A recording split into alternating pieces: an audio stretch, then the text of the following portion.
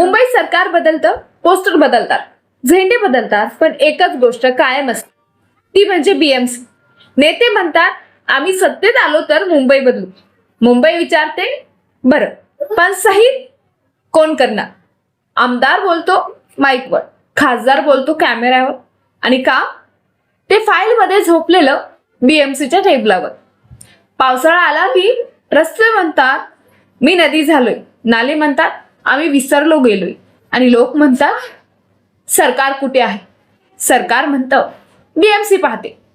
BMC कडे budget एवढं मोठं की राज्य विचारतं इतका पैसा कुठून येतो? आणि उत्तर एकच, मुंबईचा घाम. निवडणूक नाही तरी सत्ता, नगरसेवक नाही तरी निर्णय आहे.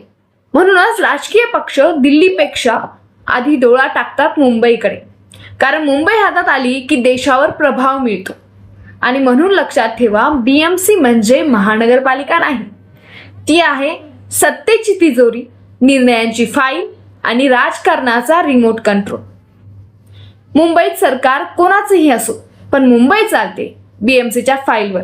म्हणूनच आज बीएमसी इलेक्शनमध्ये, ह्या निवडणुकीत सर्व पक्ष विचारधाराच्या पलीकडल्या पक्षांसोबत युती करतात, फक्त आणि फक्त बीएमसी हातात येण्यासाठी.